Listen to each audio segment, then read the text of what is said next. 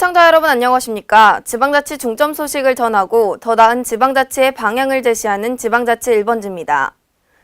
KLM방송과 고용노동청 전주지부가 손잡고 전북지역의 고용서비스 정책 홍보 활성을 위해 나섰습니다. 이번 업무 협약으로 전북지역의 취업 문제를 해결하는 데 앞장설 계획입니다. 김승균 기자의 보도입니다.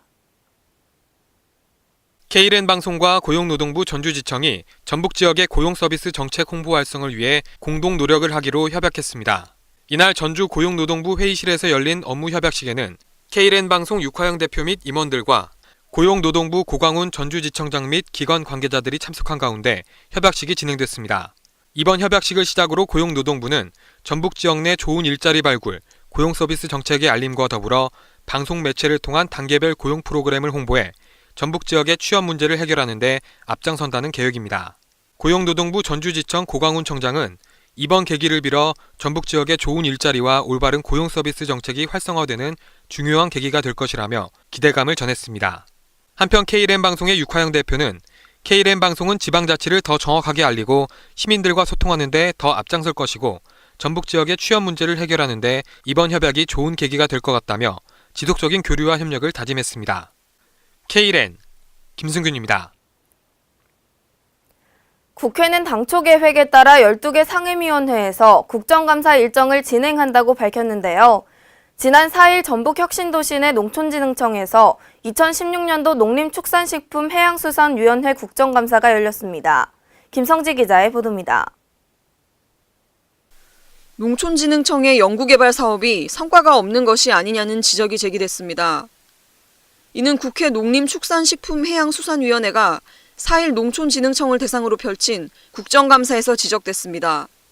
이날 국감에서는 더불어민주당 위성곤 의원과 새누리당 이만희 의원 등이 나서 농촌진흥청이 연구개발비로 막대한 예산을 쏟아붓고 있으나 기술료 수입 등은 기대에 미치지 못하는 이유가 무엇인지에 대해 집중적으로 질문했습니다.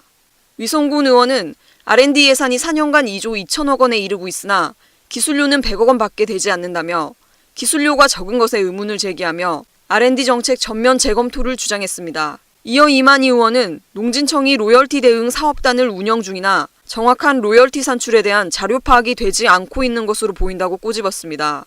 이에 정황근 농진청장은 연간 120억 원을 종자 로열티로 지출하고 있다며 딸기의 경우 현재 91% 국내 종자 보급률을 보이고 있으며 향후 1, 2년 사이 100%를 달성할 것으로 예측한다고 답변했습니다.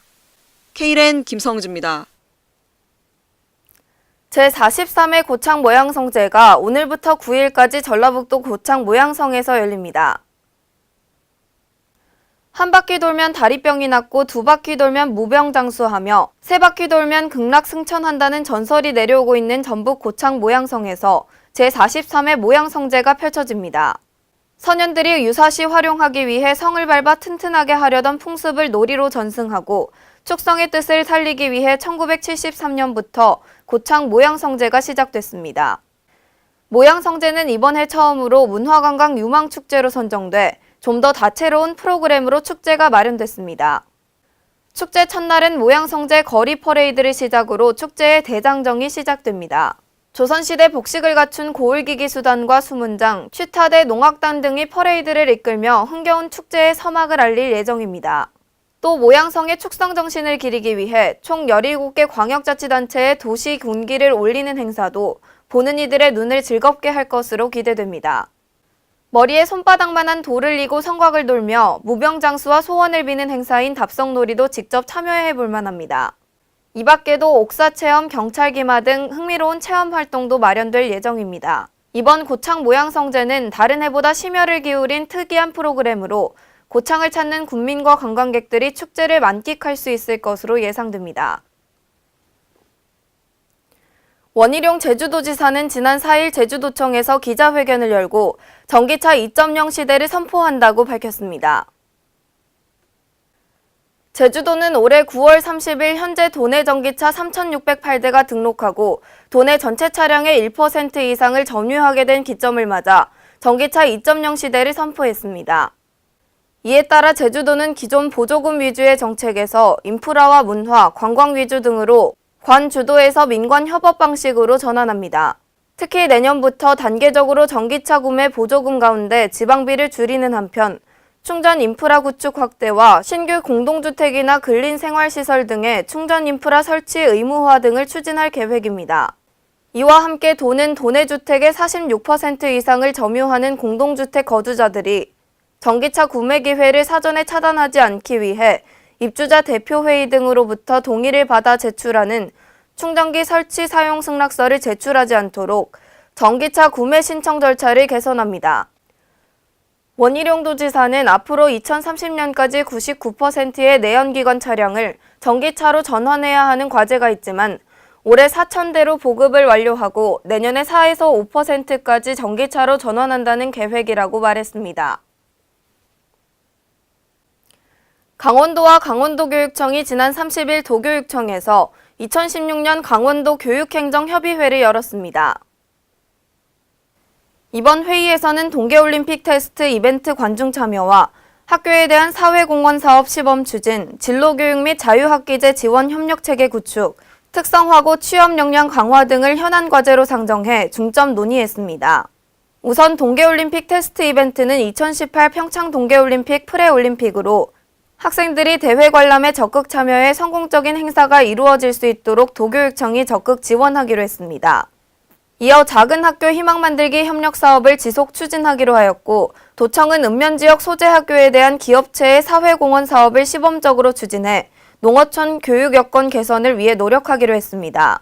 특히 협의회에서는 매년 4,000명에 달하는 특성화고 졸업생들의 도내 우수 일자리 취업을 위해 지방직 공무원 채용 확대 방안을 모색하고 학교와 기업체 간 소통 창구를 마련하기로 했습니다. 또한 올해부터 관련법 개정으로 지방자치단체 법정 전입금에 대한 세출 예산 편성안을 협의하도록 의무화함에 따라 2017년 도교육청 법정 전입 예정액에 대한 협의도 이뤄졌습니다. 행정자치부는 정부 3.0 실현 및 국민 수요에 부합하기 위해 16년 국가중점 데이터 개방 계획에 따라 행사축제 원가 회계 정보, 중기 지방재정 계획 등 11종을 지방재정 365에 추가로 개방했습니다.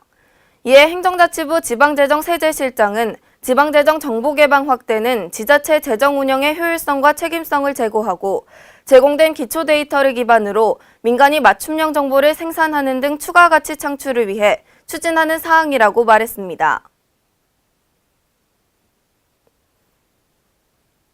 행정자치부와 경찰청은 민간기업과 공공기관에서 각자 관리하던 유실물 정보를 하나로 합친 로스트 112 시스템을 구축해 유실물 반환율을 전년 대비 7.8%포인트 향상시키는 등 정부 3.0의 추진 성과를 거두고 있다고 밝혔습니다.